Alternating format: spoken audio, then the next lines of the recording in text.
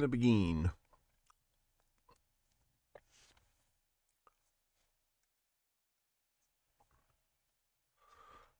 Excellent connection.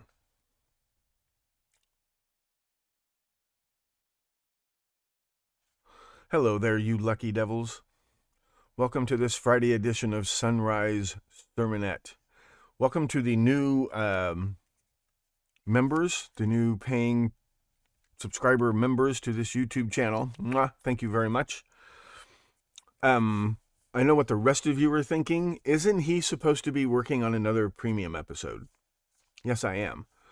But apparently, the last episode that I uploaded about Jim and Darlene, people are waiting on tenterhooks for the next episode. So in honor of the new paying members, I will upload the next episode in that series after this live stream so you guys can see it.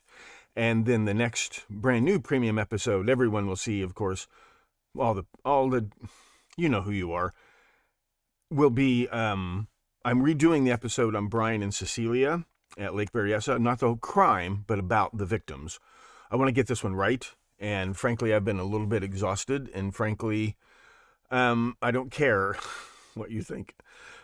No, just bear with me.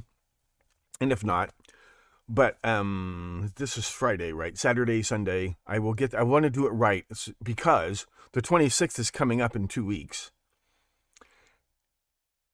And I want to be ready to talk about Arthur Lee. I want to be ready. I want you people to be ready.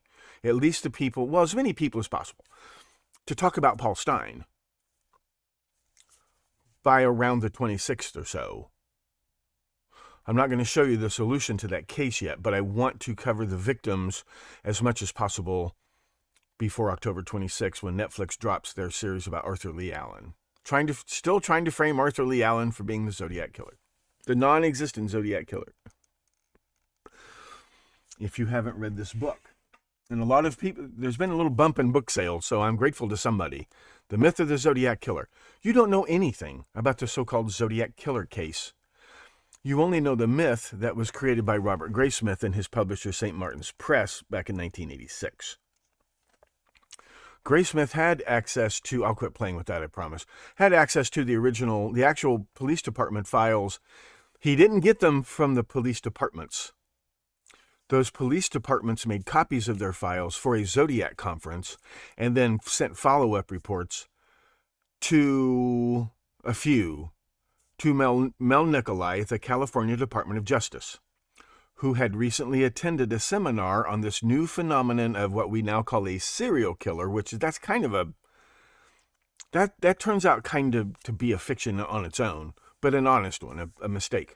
There's probably not really very many actual serial killers the way you're thinking of a compulsive murderer. That turns out to be maybe kind of rare. That's not the point today. The point is, he takes that material and lies about it all the way through his book to create the fictional Zodiac Killer.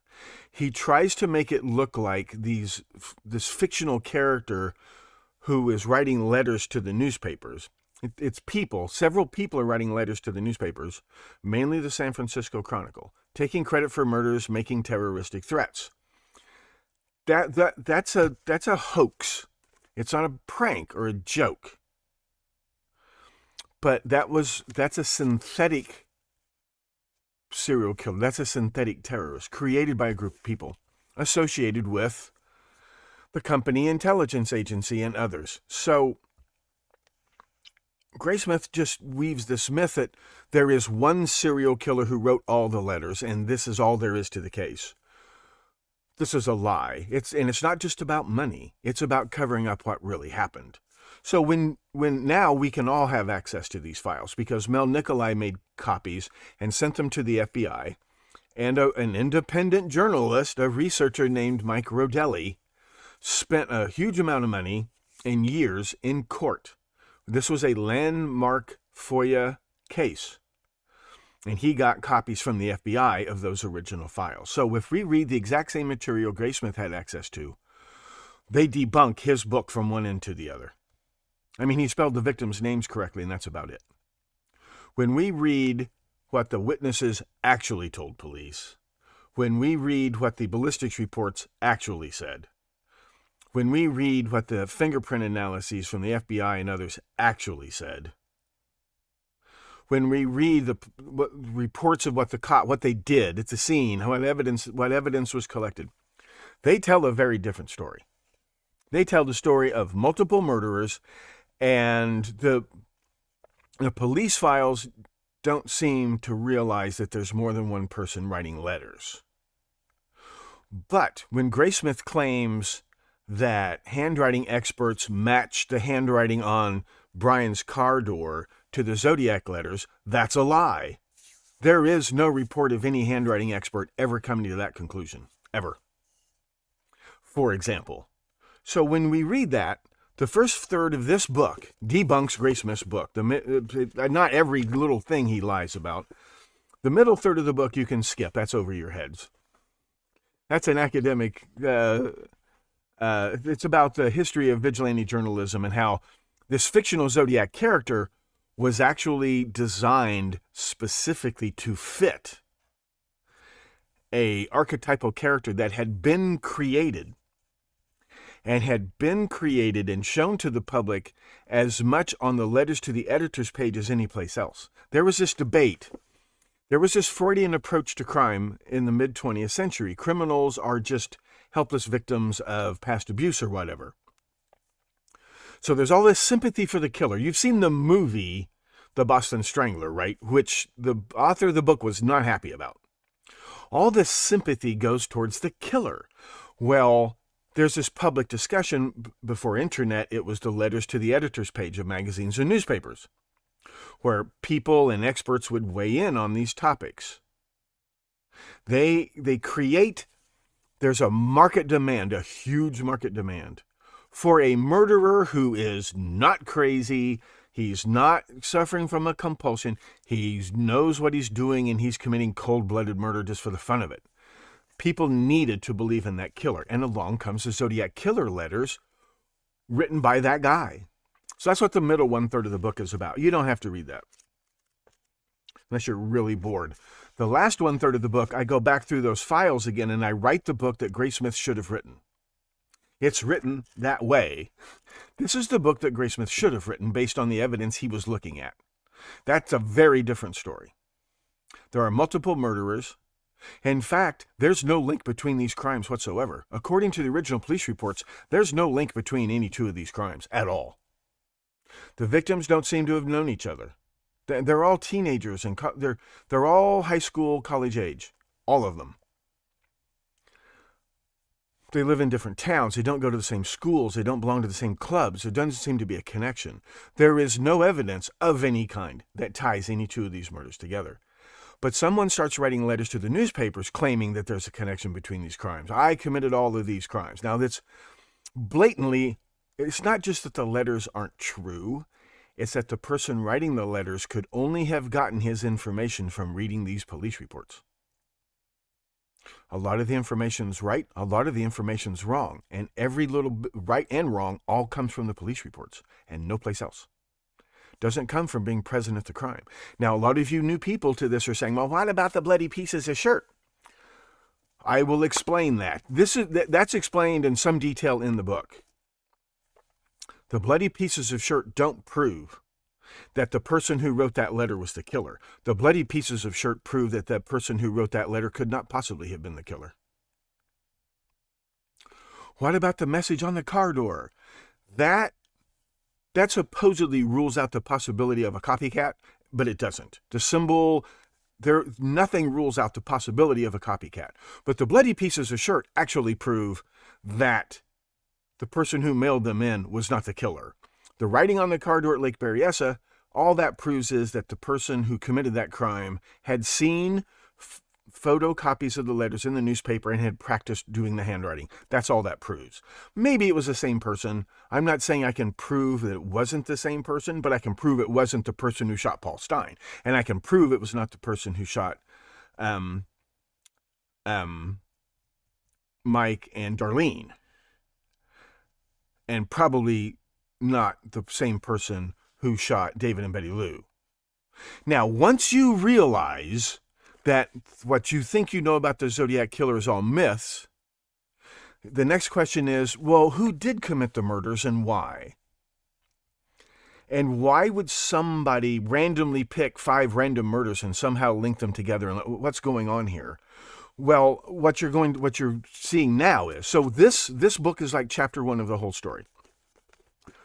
It's still on Peacock. NBC Universal made a documentary inspired by my book.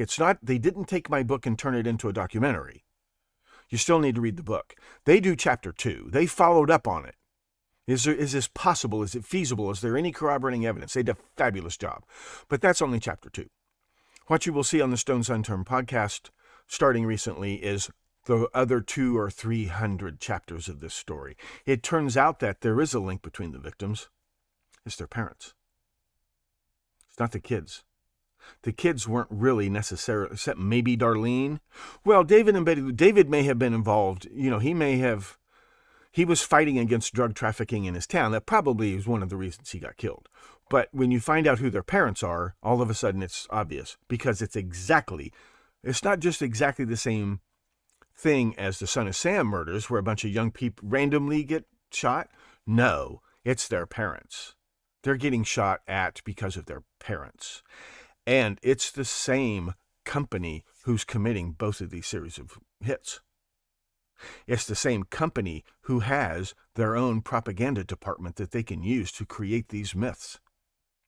Manson gets even more complicated, but it's in that world.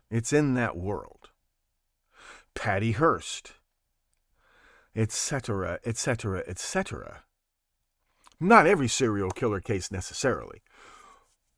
But what really happens in the Zodiac Killer case is what you're going to see. So for those of you who are recently subscribing to the Members Only YouTube, I'm uploading classic episodes where I go into detail about Jim and Darlene and their backgrounds and their families and how they're linked. So, for example, in my book, I show you there's no real link between the murder of Cheri Jo Bates and the other so-called Zodiac crimes. Except a phony, faked desktop poem. But there is a link between Cheri Jo's parents, Cheri Jo's father, and Darlene Ferrin's father and father-in-law are linked like this. And not only that, but not only does Jim make an excellent suspect, I'm not saying I can prove he's 100% guilty, but not only does he make the prime suspect in Darlene's murder, all of a sudden, when you see what I show you about Jim, he becomes a very good suspect in the murder of Cheri Jo Bates. And in fact, there's photographic evidence to back this up. So, if you haven't subscribed yet, if you haven't become a member yet, become a member. And at the same time this fall, I'm uploading a 13-part series on the phony kidnapping of the Lindbergh baby, which is all a big part of this. That one blew my mind, even knowing what I knew about Zodiac. So the next premium episode for all of you will be, if you still have your, no one should be getting charged any more subscription to the old premium website, but you should still have access until December. So you'll see any premium episodes on YouTube will be mirrored to that premium site, but you can't buy a subscription to the old premium site because you don't need it. You just need one or the other until after Christmas. The next premium episode is going to be about, I did one on David and Betty Lou, 1 or 2 episodes on David and Betty Lou, how their parents know each other from way back. And all of these parents are involved in very specific classified work for the defense industry. Remember, there's a war going on. The Vietnam War is raging full blast in 1969. That's a major part of this. It's a major part of this. All right. Well, this all goes back to the Rosenberg spy ring, Lindbergh, all of that is linked, but it's the company. So, what does that have to do with today's sermonette? One more time for those of you who aren't keeping up. You watch Walter Bosley episode? Yeah. Oh, yeah. Thanks again to Walter Bosley and Todd Wood for setting that up, because that's not the guy I was thinking of that goes on that I have. Yeah. That's not the guy I was thinking of. Walter turned out to be marvelous. Hopefully he'll become one of the wingmen, and I'll start doing some of those episodes very soon. But yes, go watch that episode. Let me find the link again before I get off here. I'll drop the link again before I get off here. Watch that. That went fabulous. That was a very exciting conversation. This is what we're talking about. So, and everything that Drew Beeson found out about Paul Averly and Don Cheney. And by the way, I'm still working on that. I think Don Cheney is related to Dick Cheneys. There's an awful lot of Cheneys that pop up in an awful lot of funny places. And if Drew found like high school yearbook pictures of Don Cheney, he looks exactly like Dick Cheney and not Liz Cheney, but the other Cheney girl, Dick Cheney's other daughter. Don Cheney could have been the long lost son of Dick Cheney, which is fascinating. Maybe not true. Maybe they're distant cousins or something, but we keep coming up against this in the Stones Unturned podcast. Don't we? So that episode about Brian and Cecilia, I did it once and then it wasn't very good. I'm going to redo it. It'll be longer and much better, and that'll be up this weekend. I'll live stream that this weekend. And then try to segue as quickly as possible into Paul Stine. So we'll be ready when the Netflix series drops on October 26th. Want to be ready for that. And for all the people who are buying the book, thank you very much. Read it. You need to know. You need to know because you realize you have to go back and start over. And it comes back, the 5 golden rules of cold case homicide investigation, Professor Thomas Henry Horan. Rule number 1, there is no such thing as a random murder. There is no such thing as a random murder victim. I've never seen it. I have never seen it. And the more high profile a random murder is, like Seth Rich or the Zodiac, you know that's not random because they wouldn't have to keep telling you it was random if it was random. It turns out that these big publicity stunts, like the Zodiac Killer letters or the Son of Sam, the whole David Berkowitz circus, it turns out that they're not covering. See, you don't need to do that to cover up something that's deeply buried. You need to put on a 3-ring media circus to cover up something that's right out in the open. And once you realize the Zodiac Killer letters were some kind of bizarre hoax, it's very easy to figure out what really happened. As far as who really committed each murder, that's the funny thing. It's like Son of Sam. Berkowitz probably pulled the trigger a couple times. He says he did, but we know he didn't pull the trigger every time, and we'll probably never really know. We've got some suspects, but we'll never really know. But we know who's responsible for everything else. We know what the real motive is. We know that the company is behind it. We know that. We can prove all of that. Who pulled the trigger? We may never know. Who wielded the knife? We may never know. But it turns out that people like Leonard Lake turns out to be the prime suspect for the attack on Brian and Cecilia. Wait till you see it. And that's not a coincidence either. You would think these 2 kids who aren't even from the Bay Area, one was born and raised in India, okay? That has to be a random crime. And I keep telling people, that's how you know it's not a random crime. Anytime the victim or the prime suspect, there's a major life change, or that particular day they change their well-known routine, that's not random, that's a clue. You're not in the wrong place at the wrong time. Those victims are not none of the Zodiac victims were in the wrong place at the wrong time. Every single Zodiac victim was at the right place at the right time. Just like Son of Sam. Every single Son of Sam victim was in the right place at the right time. In fact, thank you, Sticky Marks. I'll come right back to that. I'll get to the sermon in a minute. I'm pitching this YouTube channel to the new members. In fact, for example, Paul Stine was driven to the crime scene. You understand this, right?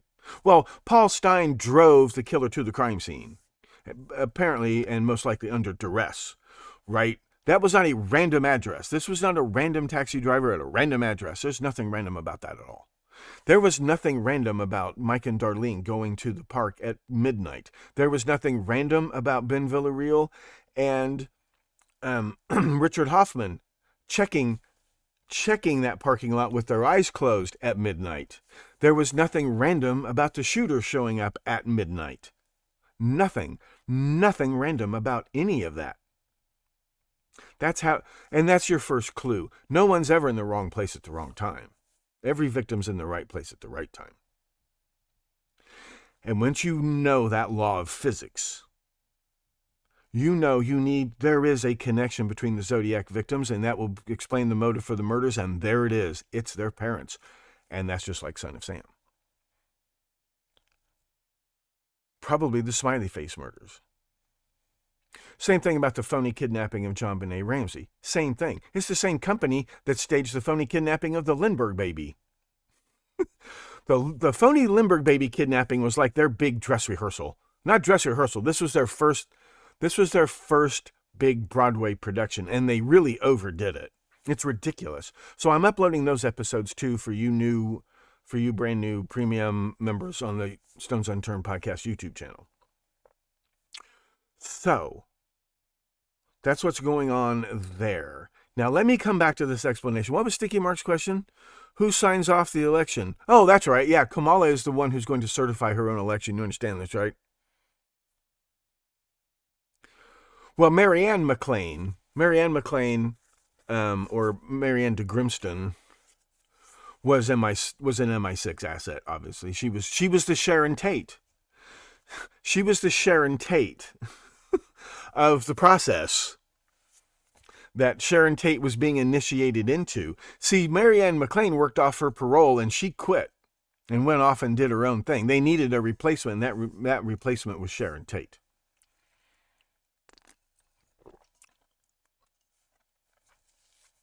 Sharon Tate's dad worked for the company. We all know this now. Read Tom O'Neill's book, Chaos.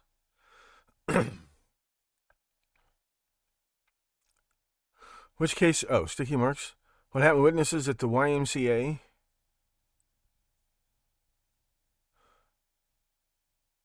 So that's what's going on. That's what you're going to be seeing. Now I'm going to talk about one more time, because these laws matter.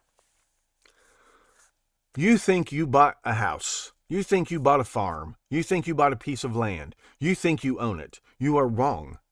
You could not possibly be more wrong. You don't own that at all. The sovereign owns your real property. I'm excluding chattels from real property. I'm referring to the land and the buildings on it. Just for clarification purposes. Real, that's real. That's royal. The sovereign owns your royal property. You don't own it. All you own, you hold title to possess that parcel of real property. That's it. Possession is not ownership. What's the difference between possession? What's the difference between occupancy and tenancy? We'll get to that some other time. You possess, you have title. You don't actually have a title like Baron anymore or Duke or whatever, but legally, your right to possess the land is the same as a title. The previous owner, what you call owner, it goes back to a grant. If you live in Rhode Island or Virginia, that land was granted to either a company, an early corporation, a limited partnership, and this involves stocks and shares in companies too. The king, the sovereign, the legal sovereign, granted title to that land in fief, which by the time colonial days was spelled fee, in fief to the sovereign. Even like the Providence plantations, that was granted, you were granted title to possess the land. Possession includes, among other things, the right to profit from the real property. Whatever it is you possess, if you possess it, you are entitled to profit from it. My face, my voice, I am entitled to profit from that. I possess it. It also includes custody, which I'm going to get to in a minute. But you hold a title to possess the land. You don't have a noble title necessarily, but the legal right to possess and benefit from that land is all you hold, and you hold it in fief to the sovereign. Read your deed. A deed is not, you don't own a deed. A deed is an act, an action taken to transfer title to you or your grandfather, and then your grandfather's will transferred that title to you. But not ownership of the land. The sovereign owns your real estate, your real property. You don't. You only hold title to possess it. In fief to the sovereign. Now, under the feudal system, fief, the debt that you owe to the sovereign, it's not so much a debt, it's a condition. It's a condition. If you don't live up to your end of the conditions, then your title, your right to possess the land, is suddenly gone. If you fail in your fief, your title is revoked, and possession of the land reverts back to the sovereign. Always held ownership, now possession. If you think this sounds a lot like a landlord and a tenant, it's very similar, but there are technical differences. But it's very similar. You don't pay the rent, the landlord retakes possession of the land.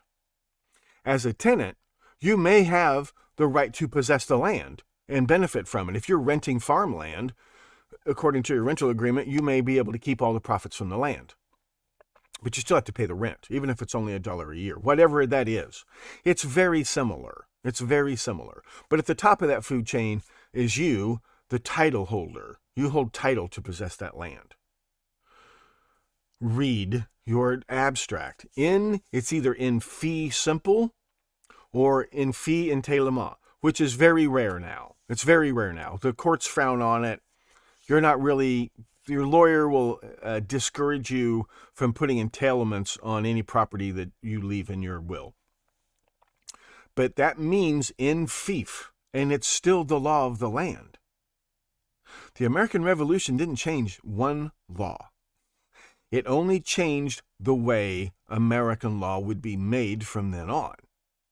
How the legislative process would work, how the executive process would work, how the judicial process would work. It didn't change one single solitary law, really. Some laws became voided because of the Constitution, but it didn't really change much of anything. Here's what it changed. Under the feudal system, traditionally and usually legally, you were not allowed to transfer title to someone else without the express written permission of the sovereign who owned the land. A tenant cannot sell a piece of land, cannot sell title to a piece of land. A tenant may be legally allowed to sublease, but that's different. The same thing applied to shares in a company, like the Manhattan Bay Company. It was called Manhattan Bay Company, Hudson Bay Company, East India Company. You could not sell your shares in that company without express written permission from the king, because the king granted the charter that established that corporation in the first place. So the American Revolution, Alexander Hamilton, I think, was in it. What they wanted to change was they wanted to get the sovereign out of it. They wanted to be able to buy and sell land and buy and sell shares and stocks without interference from the sovereign. They wanted free enterprise and free markets. That's the only American Revolution. But they did not abolish sovereignty, because then they'd be taken over by some other empire, or the British would come right back. So in America, the president is not sovereign. Okay, the government is not sovereign. The presidency and the executive branch and the legislative branch and the Congress are not sovereign. Congress does not own your land. The county does not own your land. You pay rent to the county. You pay fief to the county. They are not sovereign. In America, if you read the Constitution says, "We, the people, ordain and establish this Constitution. That's what a sovereign would do. They would ordain and establish laws and a constitution. We, the people, are sovereign. I know what you're thinking. Well, I'm the people. No, you are not. You are not the people. You are a person. And that's a legal entity. And I'll get to that some other time when we talk about you know what, Orson. But you are not the people. You cannot claim ownership of the land by saying, I am the people. No, you are not the people. You are a person. The people is a legal entity comprising all the people in a corporation, a company.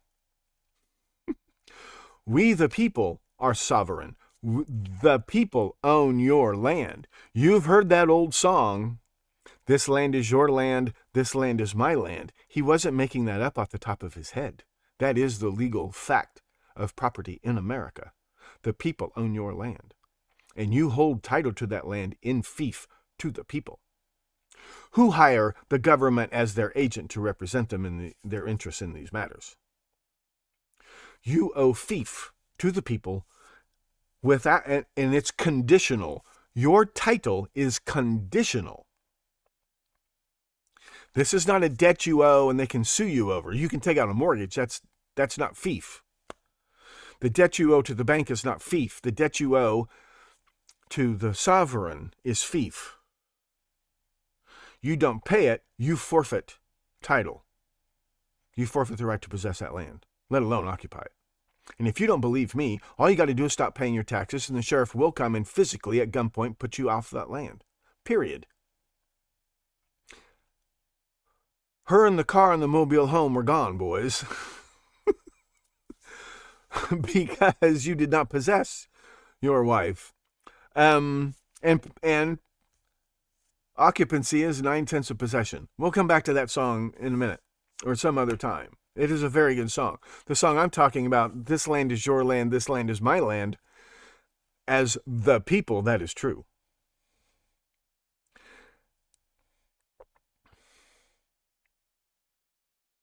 Not act as in Parliament, an action taken. A deed is an action taken. So you transfer title legally through an instrument like a contract, and so that was the deed. You committed the deed of transferring title, which no longer requires the permission of the sovereign. That's it. That's the whole entire American Revolution, is that the sovereign can no longer interfere in private enterprise. That's it.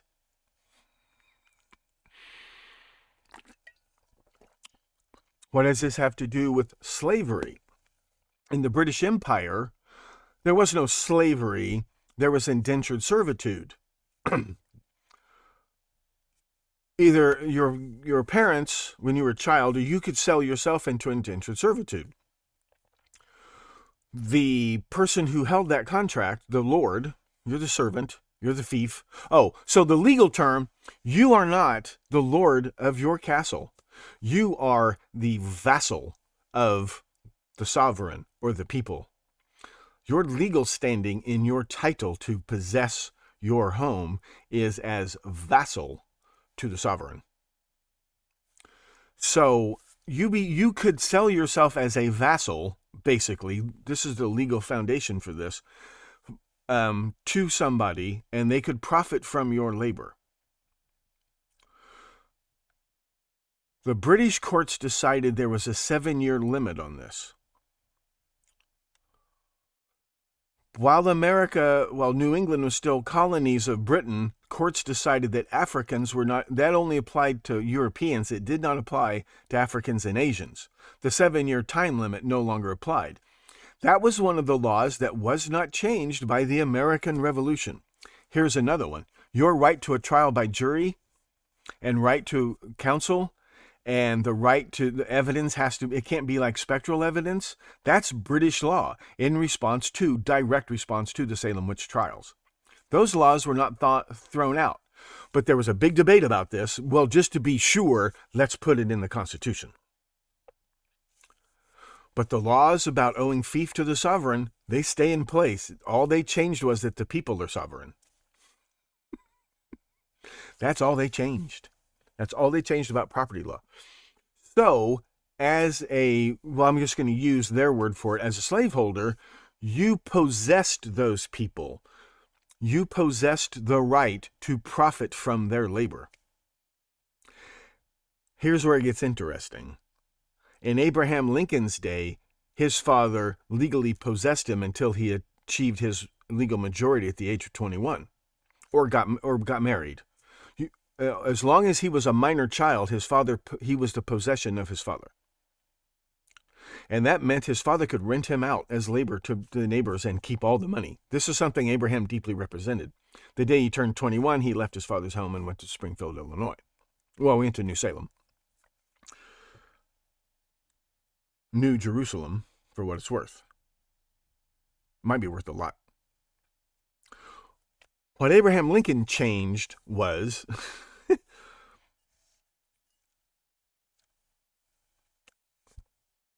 see, the problem with possession, it includes a subclause, which is custody, which I'm going to come back to in just a second when we talk about kids. Well, I'm coming to that now.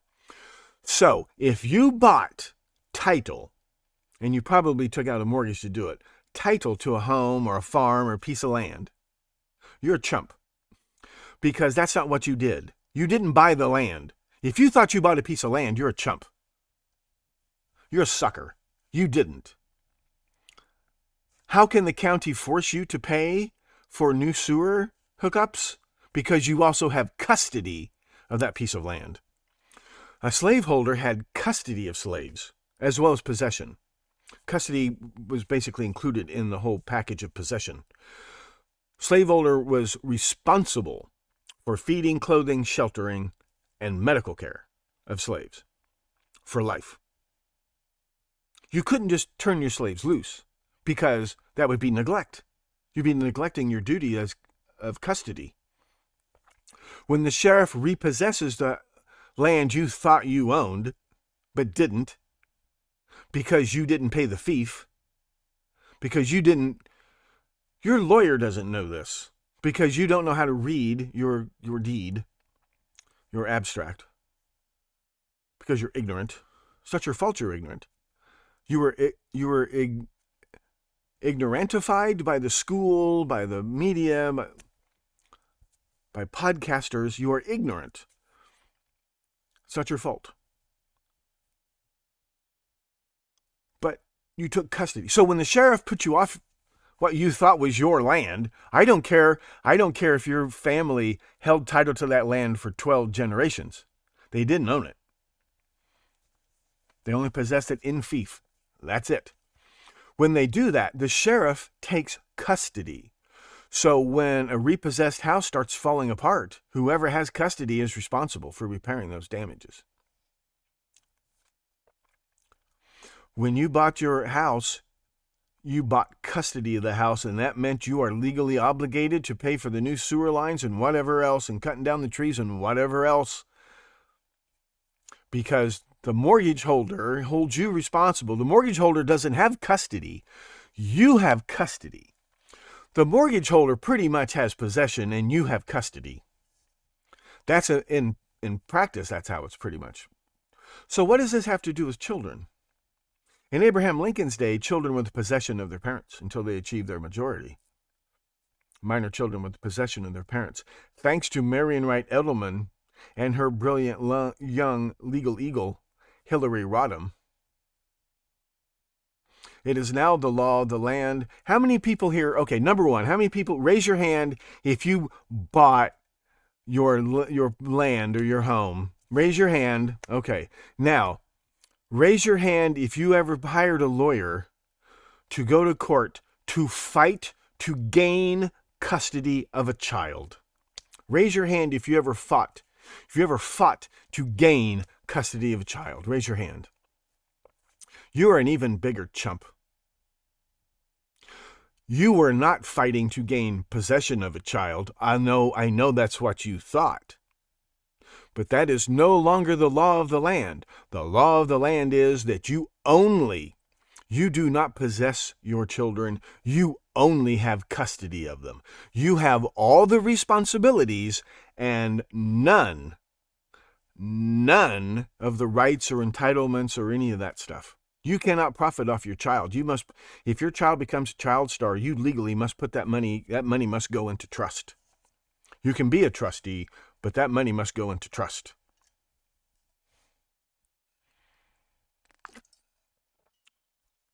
Or if you spend that money, it has to be spent on behalf of the child. You have custody of your children. That's all the responsibilities and none of the rights of possession. And if you think I'm kidding, and who stands in loco parens? Not you, the people. They're through the deeds of their lawful agents and representatives like judges. You understand this, right? You fought for a pile of bills and responsibilities. You did not fight for the child or possession of the child or any rights of any kind. That's why you can be stuck with child support payments and not ever have any possession of the child or even any legal custody where you have any legal say. But you can have responsibility. How is this legal? Because that is the law of the land. Children are no longer the possession of their parents. They are only in the custody of their parents, and that's it. If you are deemed by the court to be negligent in performing those duties, then you will lose custody of the child, and the custody will be transferred to some other party.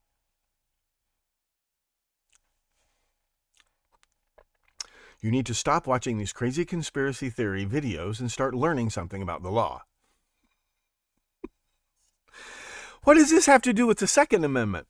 Fief included, traditionally and legally for a very long time, fief meant that you also owed military service to the sovereign.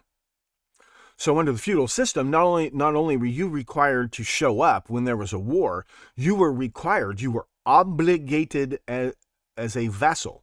Part of your fief was to keep yourself trained and equipped at your own expense. And your fief, it might say in your grant, it would say, the head of the household plus 4 bowmen and 2 axemen. You would have, whether they were members of your family or tenants or whatever, you were required to provide, whenever war was declared, you had to show up, you and your 6 little soldierlets, all trained and equipped at your expense. That was part of your fief. When you read the Second Amendment, it's perfectly clear. It's perfectly clear that you were also expected to show up armed and trained, right? It's not just your freedom to form a militia. It is your duty, your obligation under your fief to form a militia and keep yourselves trained and equipped and prepared for war. In modern warfare, that includes AR-15 style assault rifles, hand grenades, whatever equipment and weaponry a standard infantryman or modern cavalryman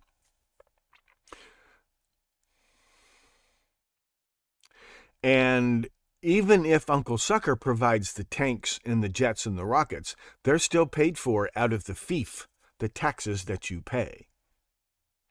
The government did not put taxes on your land. You bought voluntarily or inherited responsibility called fief that was always owed to the sovereign. The government didn't put taxes on your land. You already agreed to it. Long ago.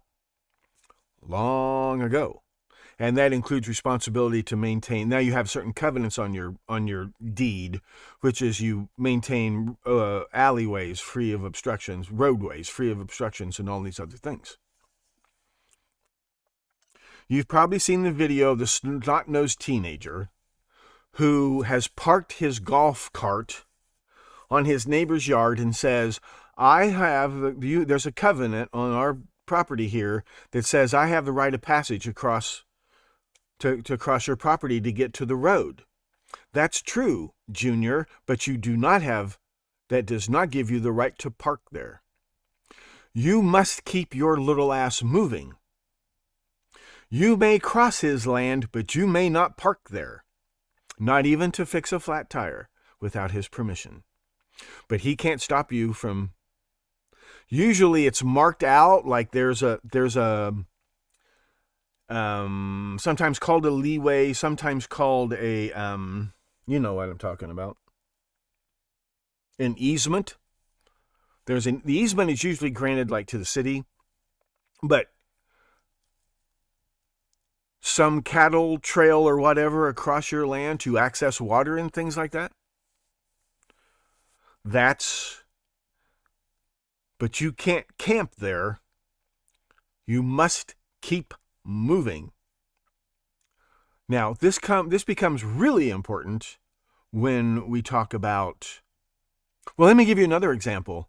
As Moses the lawyer, Moses the lawgiver explains 5 times in the Bible, 5 times he explains to the Hebrews, your right to possess this land is conditional on you performing your obligations, your fief, the word fief isn't used, your obligations to the Lord who owns this land, and that includes following certain religious practices. That's part of their fief. The Jews don't own Israel. God owns Israel. Well, it's a mythological, the Jews don't own Judah. God owns Judah, and they owe God fief. And if they become negligent in performing their fief, then God takes the title away from them and gives it to somebody else. This is the whole story of the Bible. The story of the Bible is not spiritual. It is 10 billion% legal. It is bureau speak. You neglected your duties, so God gave possession of that land to the Philistines or the Ammonites or whoever the hell.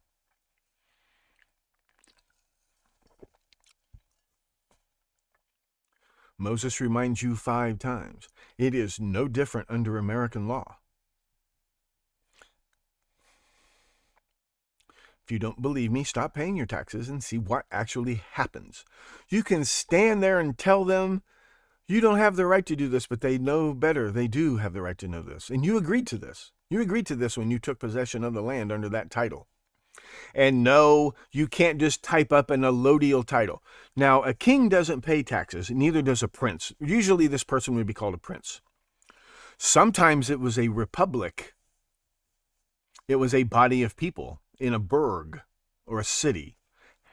Were allowed a certain amount of self-government and didn't necessarily pay taxes to the king.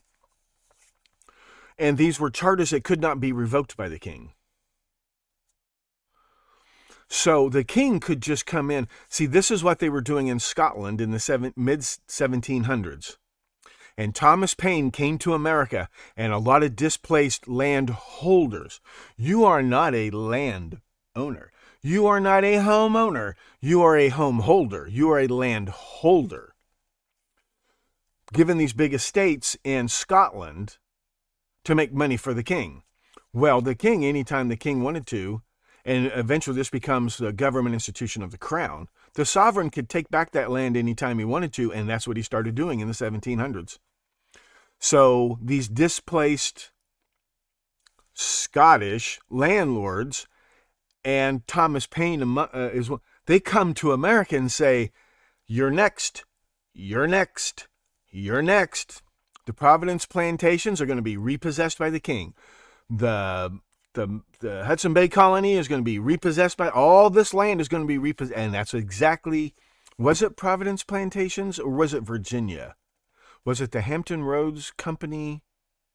Something somewhere, the crown, they never want to talk about this when they talk about the history of the American Revolution. All that land that was granted by the king was repossessed by the king or was about to be repossessed by the king.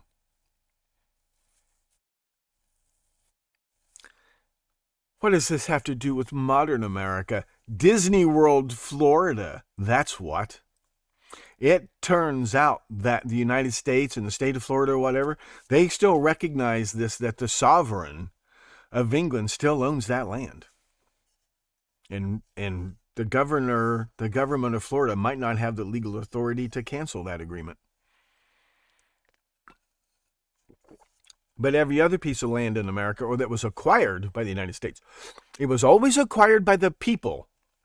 These are not pretty phrases for Saturday morning cartoon jingles. This is law. The people of the United States of America acquired the Louisiana Territory, or the Northwest Territory, or whatever.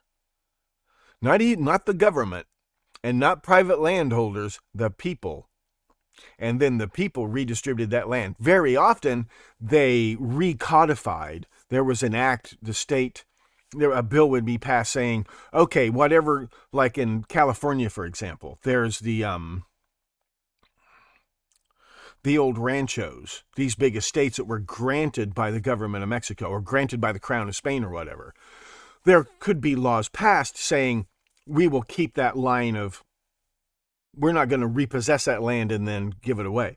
But they could take it away from Native Americans and give it away. Yeah, this was upheld by courts and codified into law. But it's now we, the people, are the sovereign. You still hold the same title to the land. It's just that the sovereign is no longer legally the king of Spain. The sovereign is now the people of the United States of America. And I'm not joking, and I'm not making this up, and this is not a crazy conspiracy theory. Anything else anybody ever tells you is pure fantasy. And no, you cannot type up a title and call it a allodial title and claim. Well, you can, but no one's going to care. As far as I know, the only way to change this now is probably constitutional amendment. All this was laid out in a law that was passed. Remember the Articles of Confederation between 1783 and 1787? There was 3 or 4 years in there where there was a national government. They passed one law. It was the Land Title Reform Act of 1785 or something, and that law is still on the books. The Constitution of 1787 does not override that law.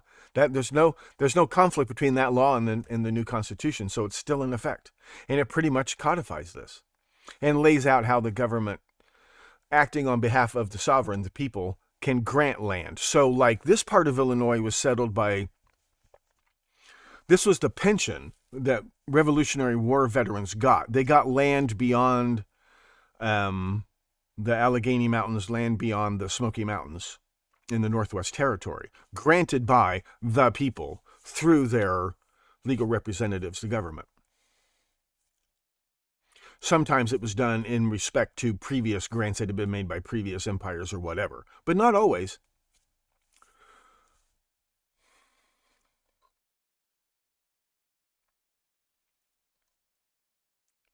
Right of way is that's a very general term. If you read your abstract and whatever, the covenants on your home, you've granted, you own up to the middle of the street, but you have granted to the community the right of way and things like that. So there's a good chance that the alley behind your property, both of you own to the middle of the alley, but both of you have ceded, I think it's 8 feet is a standard, so a 16-foot alleyway as a right of way. But you, even across your backyard, your great-grandfather may have granted the neighbor an easement to travel across your backyard to get to the street, and there's nothing you can do about that unless you get that other landowner to agree to a new covenant and sign it. But that does not give that person the right to stop. They must keep moving.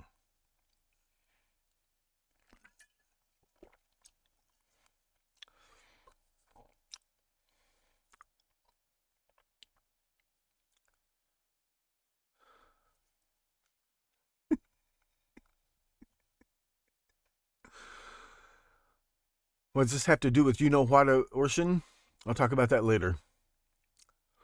But it's no coincidence that Roe versus Wade happens at the exact same time that these other laws are changed about parents switching from children being the possession of their parents and parents having custody of their children.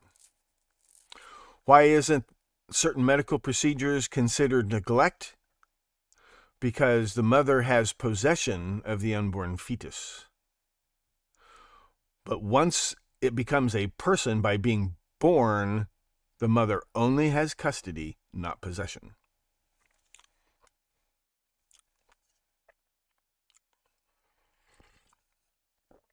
And it is no coincidence that those two things happened at the same time.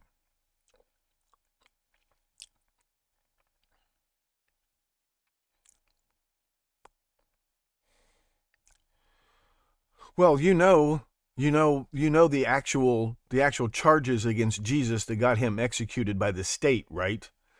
He drove the bankers out of the temple, right? Everything was groovy until he drove the bankers out of the temple, and within 36 hours he was hanging from a cross. Crucified as a rebel.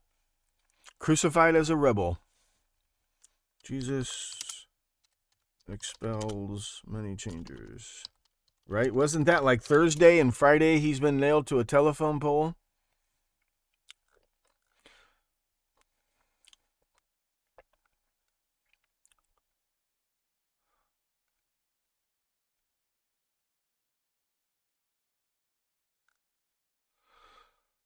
John, the Gospel of John makes it, they're two different Passovers, but I think it's because he's crucified on Friday, right, in our calendar? And isn't it Thursday?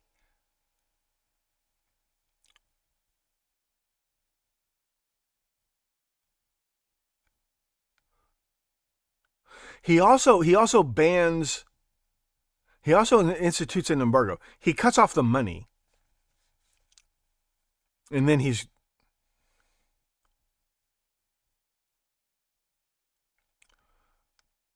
debates about chronology. Throw out the Gospel of John, and there's only one. Throw out the Gospel of John.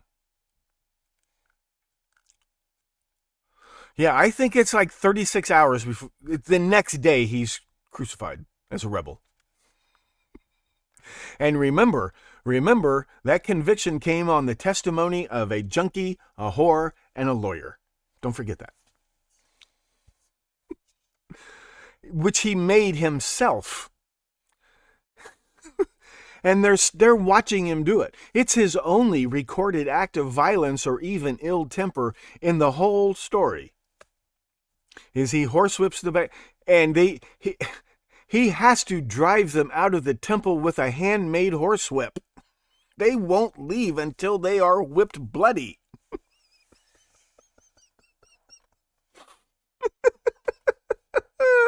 And that was the straw that broke the camel's back, to coin a phrase. I can't have that.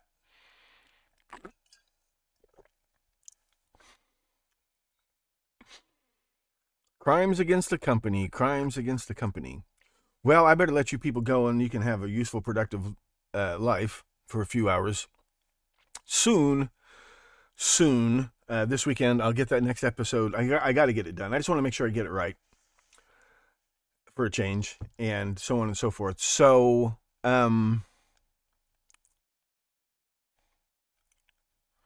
yeah. What do you call it when the assassins accuse the assassin? What do you call it when the assassins accuse the assassin? I'm looking at you, Aaron Rodgers.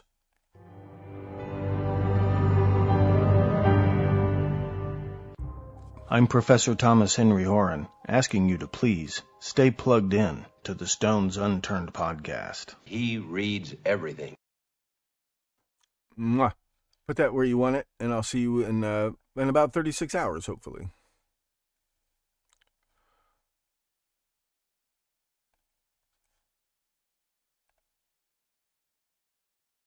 There we go.